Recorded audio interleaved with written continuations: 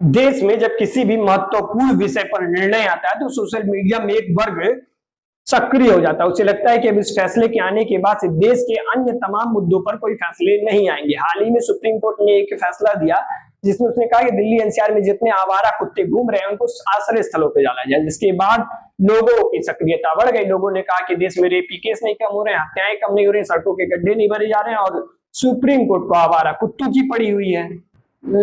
मैं इस निर्णय पर नहीं जा रहा हूं कि निर्णय सही है गलत है, लेकिन आप एक मुद्दे को दूसरे मुद्दे से छिपाने की कोशिश नहीं कर सकते। देश को आवारा कुत्तों से समस्या नहीं, लेकिन अगर यही कुत्ते आपको काटने लग जाएं और आपकी मौत का कारण बच जाए तो समस्या है। देश में 2024 में 37 लाख से ज्यादा कुत्तों के काटने के केस आए।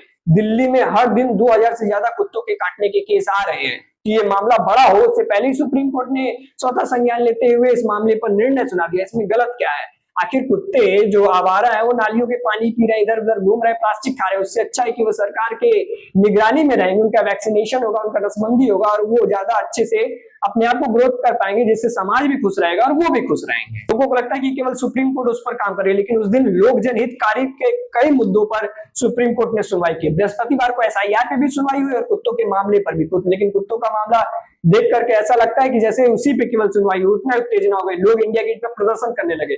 मुझे तो डर लगता है कहीं इंडिया गेट पे प्रदर्शन करने से सुप्रीम कोर्ट के जज डर न जाए और उनको अपने निर्णय को फिर से पुनर्विचार में डाल दे। असल में अंग्रेजी में एक टर्म है व्हाट अबाउट ट्री।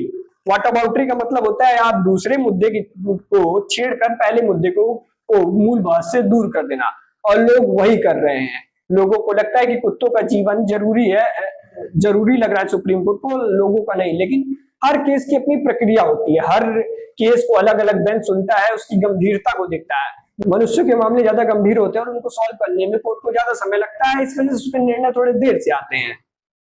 तो लोग और जो लोग आज पशु प्रेमी बन घूम रहे हैं, मैं दावे के साथ कह सकता हूं कि देश में चल रहे मानसून सत्र के एक भी निर्णय के बारे में उनको जानकारी नहीं होगी।